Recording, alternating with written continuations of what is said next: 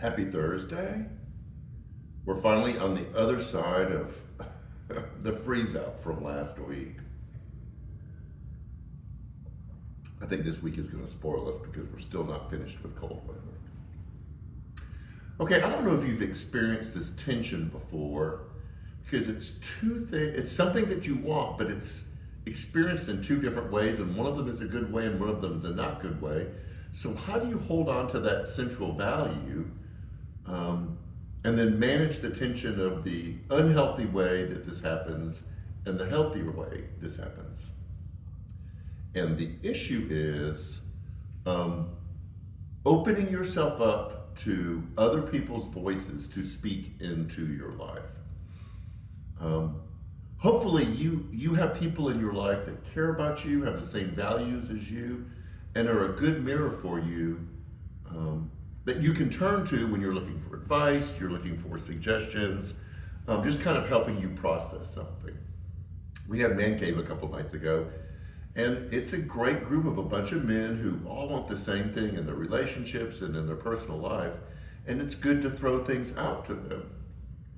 The other side of that, that's the not so good side, is you have people that force their way into your life who just want to help you out or give you a perspective you haven't seen before, or they're just really concerned and you need to hear what they're concerned about.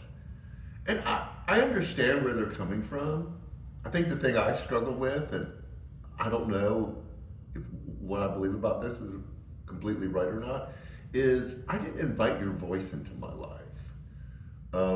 The joke among ministers are we have so many people that come to us that say, God laid it on my heart to tell you, or that you need to, or this is what we should be doing. And we've all kind of agreed that our response is, I get that. I don't feel like God's laid that on my heart yet, but if He's laid it on your heart, maybe you're the one that needs to be doing that. If that sounds harsh, it might be. But uninvited advice always feels like criticism.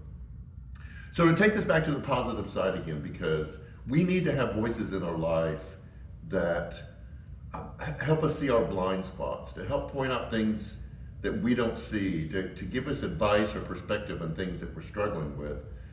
And so what does it look like to invite those voices? What does it look like to have those people in our life that we turn to that can help say hard truths to us in love? It's the grace and truth. Some people, lots of truth, no grace. And then some people can overcompensate and be all grace and not much truth. So this Sunday, we're starting a series called Important Voices You Need to Hear. I'm only preaching the first Sunday, and then we have special preachers for each one of the following Sundays. And I'm going to tell a story of someone who Janet and I both formed a relationship with, who helped us see things in a different way that we hadn't seen before. But there was one particular conversation that we had. This was 30 years ago, and I still remember it because we had invited this person into our life, and we knew that they cared about us. They helped me see something I just didn't know, I just didn't see. And ever since then, it's made me realize the importance and the value of having other voices in my life to help me see things I don't see. Invited voices, not an open invitation. And so we're going to wrestle with that because I think we want to do the right thing. We want to be a better person. We want to live a wiser life.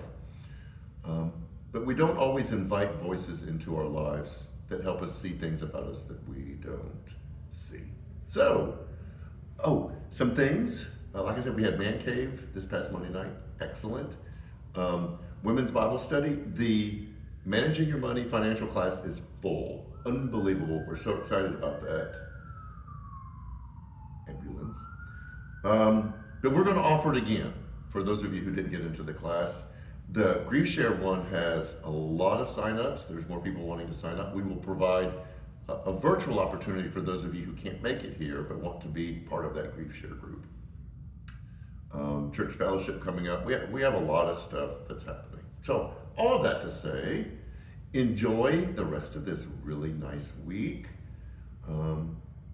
Keep up with everything that's happening, and we'll see you Sunday as we figure out what it looks like to work important voices into our lives. So, take care.